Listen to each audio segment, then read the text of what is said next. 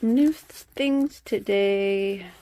Got some new canvases. See, awesome. Bunch of new canvases. I already got one opened up and unwrapped because I wanted to take a look at it.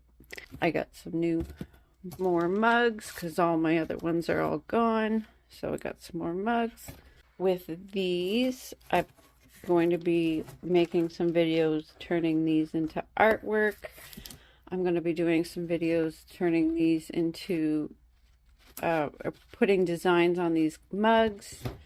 And I also am going to be doing some videos sublimating a couple pillows. So that's what I'm working on over the next couple of weeks. I got these projects on the go.